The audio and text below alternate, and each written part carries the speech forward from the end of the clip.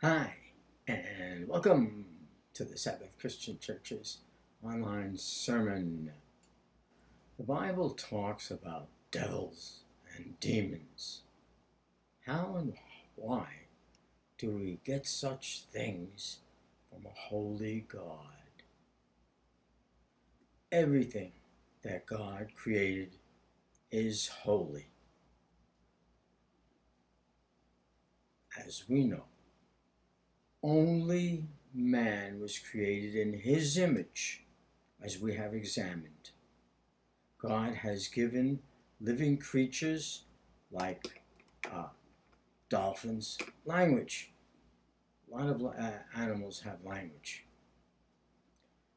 God gave the angels a language linguistically, vocabulary and grammar, similar to his. They could think on a high level. The far greater number of angels chose to be loyal to him. Certain angels sinned, which God used for his purpose. In Ezekiel, it says that you were in Eden, the garden of God.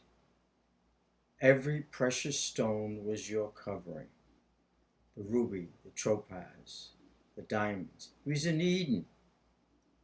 That's the place where Adam and Eve were for the time being.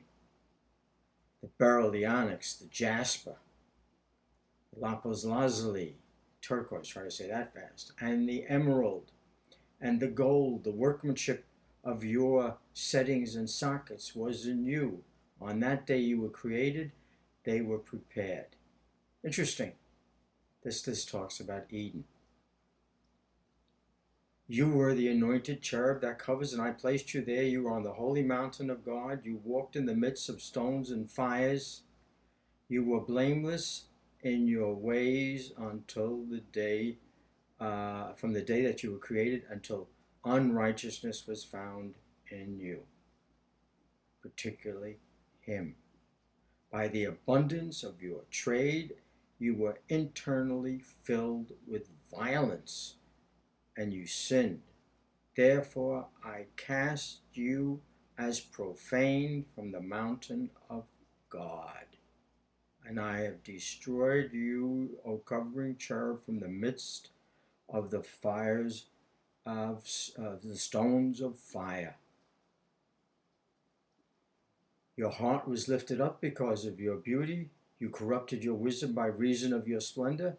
I cast you to the ground. I put you before kings that they might see you. The evil of him put before kings. Second Thessalonians says, who opposes, you see, going back to that other one, you corrupted your wisdom by reason of your splendor. The evil of pride, the idolatry of pride, of his beauty and his splendor and all the other things there, that got him, the internal nature of him came out so that people could see the evil in it. Then moving along to the New Testament, it says here, who opposes and exalts himself above every so-called God or object, so that he takes his seat in the temple of God, displaying himself as being God. This is what people worship. This demon, this prideful, arrogant demon, and idolatry. You know, what it says about idol, you shall not make for yourself any graven image. Well, there it was, the graven image that people worship, and many different idolatries and examples, from Trinity to some holy days and things of that kind. Now, Job gives us another important example of Satan. The Lord said to Satan, from where do you come? And Satan answered the Lord. There's communication there. From roaming about the earth and walking around on it. So the demon was roaming around trying to do his evil work on people. And yet God wanted to use the demon for his purposes. And he said, and then the Lord said to Satan, have you considered my servant Job? There is no one like him. Why did he bring this up? From roaming about the earth and walking around on it. And the Lord said to Satan, have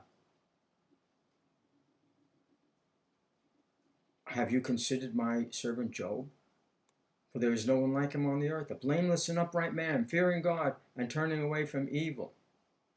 That's interesting that he should say that to him. Then Satan answered the Lord, does Job fear God for nothing? He's beginning his cunning ways, his evil ways, ways to get people to do wrong. He says, you've made a hedge about him, the demon continues. And all that he has on every side, you have blessed the work of his hands, and his possessions you have increased in the land. You put forth your hand, and now touch all that he has. He will surely curse you to your face. The demon came up with a con way to see that, well, Job is just doing it because he's getting all this, He's, people give you things, you like it, and you like the person. And this sounds a little bit like the temptation of Jesus. Then the Lord said to Satan, behold, all that he has is in your power. Only put forth your hand on him. And so Satan departed from the presence of the Lord. And that's what the Lord did. Took the temptation and put it on Job to see. And Job received a world of misery. You read through the book. And Job remained faithful. And after all the temptation was over, and Job did not give in to the temptations of evil, idolatry, all was restored and more. Jesus said, and going back to the earlier part, and he said to them, I was watching Satan fall from heavens like lightning, back in the Eden times. And that's what happened, and will happen even more so. For if God did not spare the angels when they sinned, or cast them into hell and committed them to the pits of darkness, 2 Peter 2:4, reserved for judgment, did not spare the ancient world, but preserved Noah, a preacher of righteousness, God took care of evil in many ways. And the godly are able to handle the temptations. With 7 others, when he brought the flood on the world of the ungodly, he preached to the people there. People stayed with the demon and the evil. And if he condemned the cities of Sodom and Gomorrah to destruction by reducing them to ashes, there's an example. People never got as evil as they were before the flood. Things didn't happen that way. But certain ones did, like Sodom and Gomorrah. He reduced them to ashes, having made them an example. So all the evil that the demon does to people turns out for the good. Nothing like Sodom and Gomorrah happens again. How you have fallen from the heavens, Isaiah 14:12.